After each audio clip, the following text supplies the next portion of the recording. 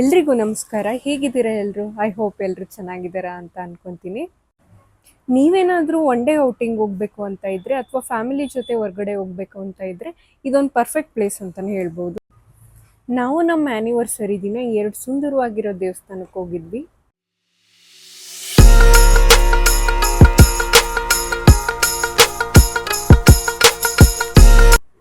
ಈ ಸೋಮೇಶ್ವರ ದೇವಸ್ಥಾನ ಬೆಂಗಳೂರಿಂದ 47 ಕಿಲೋಮೀಟರ್ ದೂರದಲ್ಲಿದೆ. ಬೆಂಗಳೂರಿನ ಪಶ್ಚಿಮ ಭಾಗದಲ್ಲಿರೋ ರಾಮನಗರ ಜಿಲ್ಲೆಯಲ್ಲಿ ನೆಲೆಸಿರುವ ಈ ಮಾಗಡಿ ದೇವಸ್ಥಾನ ಬಸ್ ಸ್ಟ್ಯಾಂಡ್ನಿಂದ 2 ಕಿಲೋಮೀಟರ್ ದೂರದಲ್ಲಿದೆ. ಬನ್ನಿ ಹಾಗೆ ಈ ದೇವಸ್ಥಾನ ನೋಡ್ತಾ ಇಲ್ಲಿನ ವಿಶೇಷತೆ ಮತ್ತು ಇತಿಹಾಸನ ತಿಳ್ಕೊಳ್ಳೋಣ. ಮಾಗಡಿಯ ಇತಿಹಾಸ ಏನಪ್ಪಾ ಅಂತ ಅಂದರೆ, ಇಲ್ಲಿ ಮಾಂಡವ್ಯ ಋಷಿಗಳು ತಪಸ್ಸನ್ನು ಆಚರಿಸಿರ್ತಾರೆ. ಅದಕ್ಕೆ ಇದನ್ನು ಮಾಂಡವ್ಯ ಕುಟಿ ಅಂತ ಕರೀತಾ ಇರ್ತಾರೆ. ಕಾಲಾನಂತರದಲ್ಲಿ ಇದು ಮಾಗಡಿಯಾಗಿ ಪರಿವರ್ತನೆಗೊಳ್ಳುತ್ತೆ. ಶ್ರೀ ಭ್ರಮರಾಂಬ ಪ್ರಸನ್ನ ಸೋಮೇಶ್ವರ ಸ್ವಾಮಿ ದೇವಸ್ಥಾನವನ್ನು ಕೆಂಪೇಗೌಡರು 1569ರಲ್ಲಿ ಕಟ್ಟಿಸ್ತಾರೆ. ಈ ದೇವಸ್ಥಾನವನ್ನು ಕೆಂಪೇಗೌಡರು ಯಾಕೆ ಕಟ್ಟಿಸ್ತಾರೆ ಅನ್ನೋಕ್ಕೆ ಒಂದು ಕಾರಣ ಕೂಡ ಇದೆ. ಅದೇನೆಂದರೆ, ಕೆಂಪೇಗೌಡರ ಕುಲದೈವವಾದ ಶ್ರೀ ಕಾಲಭೈರೇಶ್ವರನ ದರ್ಶನ ಮಾಡಬೇಕು ಅಂತ ಅವ್ರ ತಾಯಿಗೆ ತುಂಬ ಆಸೆ ಆಗುತ್ತೆ. ಅದಕ್ಕೆ ಅವರು ನಾನು ಕಾಶಿಗೆ ಹೋಗಿ ಬರ್ತೀನಿ ಅಂತ ಕೆಂಪೇಗೌಡರಿಗೆ ಹೇಳ್ತಾರೆ. ಅವ್ರ ತಾಯಿಗೆ ತುಂಬ ವಯಸ್ಸಾದ ಕಾರಣ ಕಾಶಿ ಯಾತ್ರೆಗೆ ಕಳಿಸಲು ಕೆಂಪೇಗೌಡರು ನಿರಾಕರಿಸ್ತಾರೆ. ನಂತರ ಕೆಂಪೇಗೌಡರು ಋಷಿಮುನಿಗಳ ಜೊತೆ ಸಮಾಲೋಚನೆಯನ್ನು ಮಾಡ್ತಾರೆ.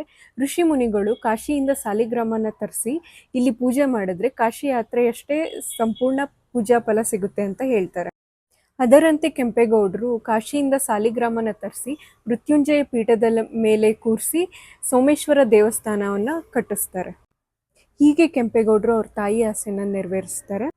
ಸುಮಾರು 500 ವರ್ಷಗಳ ಇತಿಹಾಸವನ್ನೊಳಗೊಂಡ ಈ ಸುಂದರವಾದ ದೇವಾಲಯವನ್ನು ಹೊಯ್ಸಳರ ವಾಸ್ತುಶಿಲ್ಪದ ಶೈಲಿಯಲ್ಲಿ ಕಟ್ಟಲಾಗಿದೆ. ಈ ದೇವಾಲಯದ ಪ್ರಾಂಗಣದಲ್ಲಿ ನಾವು ಸೋಮೇಶ್ವರ ಸ್ವಾಮಿ, ಭ್ರಮರಾಂಬ ಹಾಗೂ ಸತ್ಯನಾರಾಯಣ ಸ್ವಾಮಿಯ ದೇವಸ್ಥಾನಗಳನ್ನು ನಾವು ಕಾಣಬಹುದು. ಹಾಗೆ ಇಲ್ಲಿ ಕೆಂಪೇಗೌಡರು 500 ವರ್ಷಗಳ ಹಿಂದೆ ನೆಟ್ಟಿದ್ದ ಬಿಲ್ವಪತ್ರೆ ಮರನ ಸಹ ನಾವು ಕಾಣಬಹುದು. ಸುತ್ತಲೂ ಸುಂದರವಾಗಿ ಉದ್ಯಾನವನನ ಕೂಡ ಮಾಡಿದ್ದಾರೆ.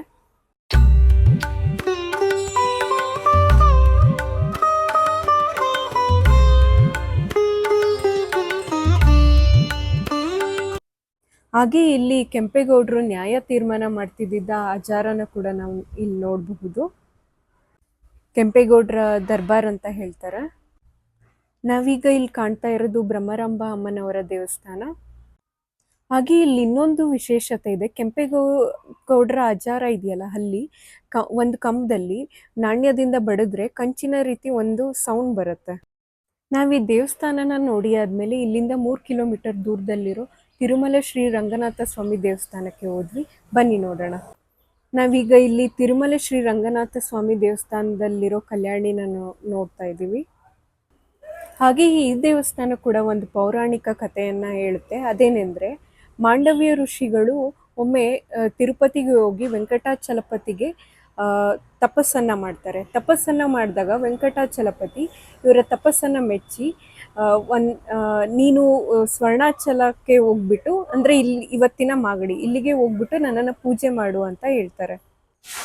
ಅದರಂತೆಯೇ ಮಾಂಡವ್ಯ ಋಷಿಗಳು ಸ್ವರ್ಣಾಚಲಕ್ಕೆ ಬಂದು ಪಶ್ಚಿಮ ದಿಕ್ಕಿನಲ್ಲಿ ವೆಂಕಟಾಚಲಪತಿಯ ದೇವಸ್ಥಾನವನ್ನು ಇದಿಷ್ಟು ದೇವಸ್ಥಾನದ ವಿಶೇಷತೆ ಆಗಿತ್ತು. ಈ ವಿಡಿಯೋ ನಿಮಗೆ ಇಷ್ಟ ಆಗಿದ್ರೆ ಲೈಕ್ ಮಾಡಿ, ಶೇರ್ ಮಾಡಿ, ಸಬ್ಸ್ಕ್ರೈಬ್ ಮಾಡಿ. Thank you.